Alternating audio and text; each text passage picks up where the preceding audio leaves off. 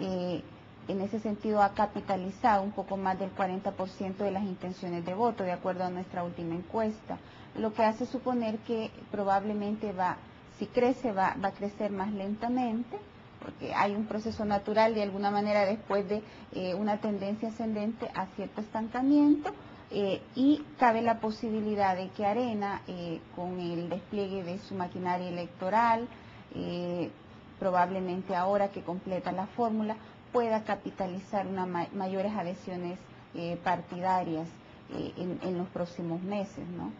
Sí, con ese arranque de campaña ya fuertemente, ya solicitando el voto, que es la diferencia entre lo que tenemos ahora, más mucha publicidad, ¿la gente todavía podría variar esa determinación?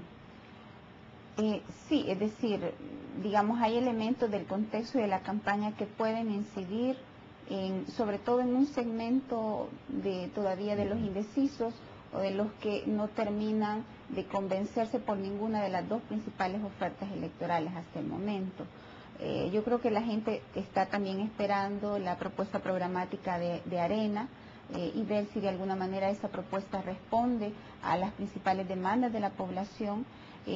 También de alguna manera el compañero de fórmula de Ávila podría en algún momento terminar de convencer a algunos que sobre todo cierto sector descontento, que tradicionalmente ha sido un sector de derecha, que ha votado por el partido, que se encuentra todavía dudoso si Arena debe continuar gobernando el país. En ese sentido, digamos, sí puede variar, sobre todo a la luz de anteriores experiencias. Hemos tenido campañas muy intensas, con mucha confrontación y con un ingrediente de guerra sucia también, de campaña sucia, que logra penetrar en un segmento, digamos, de la población, sobre todo aquella población con menores recursos informativos, con menores niveles educativos, apáticos o desinteresados hacia la política, que en una contienda más cerrada cierran filas, ¿no? Entonces podríamos advertir un crecimiento de Arena, aunque por el momento es importante señalar que cuando analizamos la consistencia del voto duro, en realidad Arena ha perdido de alguna manera afiliados, ¿verdad? Es el FMLN quien consolida o logra consolidar más su voto duro frente a Arena, en donde tenemos un desplazamiento de un sector, digamos, importante, de un segmento importante de simpatizantes de Arena que ahora se están desplazando a otros partidos. Podríamos llegar a concluir que va a ser una elección realmente reñida, no hay holgura para ninguno de los dos.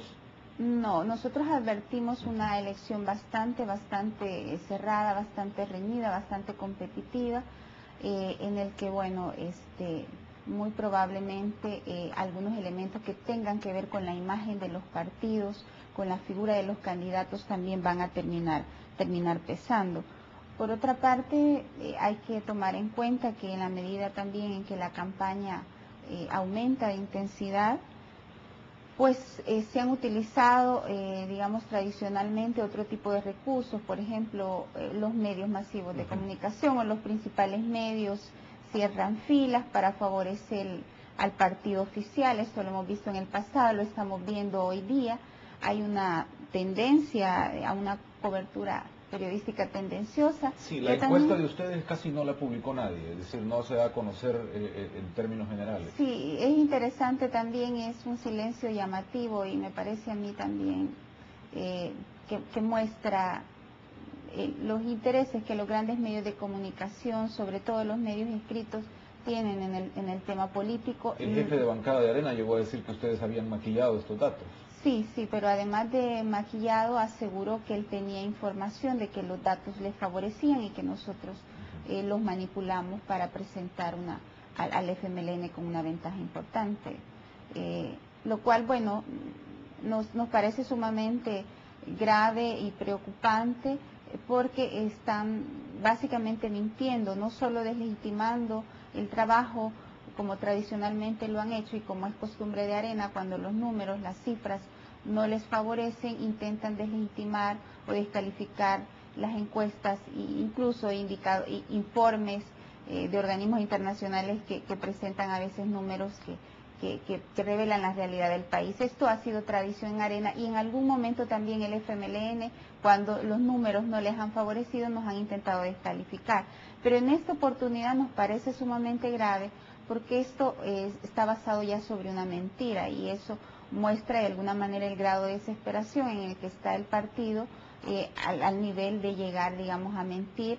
Entiendo que hay otros datos importantes de la vida nacional, no solo lo electoral, pero quiero, antes de pasar a la parte de lo que pareciera preocupar todavía mucho a los salvadoreños, que es la economía, situarme en el dato que ustedes miden sobre personalidades presidenciables y donde ya ahora que se conoce Arturo Sabla como candidato a la vicepresidencia, ¿qué impacto podría tenerse en estos datos su candidatura? Es decir, porque ustedes evalúan personalidades y qué tan bien sale evaluado, qué impacto tiene o qué podría tener en esta coyuntura.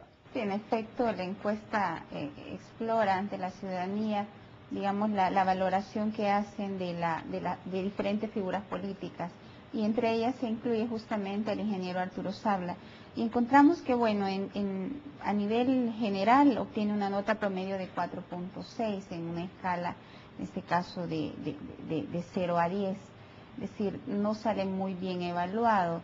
En términos generales, se evaluaron en esta oportunidad, digamos, 10 figuras políticas presidenciables, en las cuales él comparativamente se ubica en el penúltimo lugar, digamos, con un promedio de 4.63.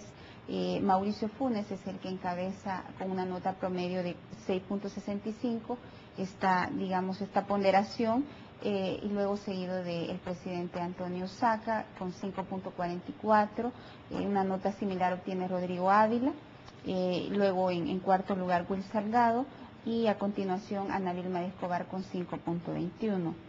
En términos generales, digamos, es una nota promedio que no le favorece. En términos comparativos, pareciera ser que no es probablemente tan conocido o no es favorablemente evaluado porque no ha habido la posibilidad de que a nivel de opinión pública se conozca ampliamente su figura, su quehacer, su trabajo.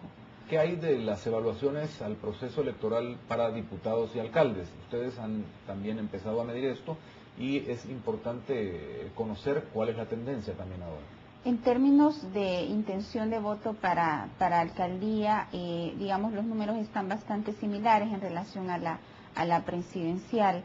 Arena obtiene el 27% de la intención de voto frente al FMLN que obtiene el 41.4% con una ventaja de 14.4 puntos porcentuales a favor del FMLN.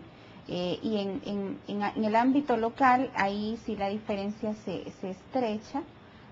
Arena obtiene el 29% de las intenciones de voto frente al FMLN que capitaliza el 38%. Es decir, hay una diferencia de 9 puntos porcentuales. En relación a la encuesta de mayo, esto no ha crecido, digamos, no ha crecido significativamente. Acordémonos que las dinámicas locales son otras, ahí no solo pesa, digamos, las adhesiones o las afinidades partidarias, sino también la figura en este caso de los líderes locales, ¿no? Podríamos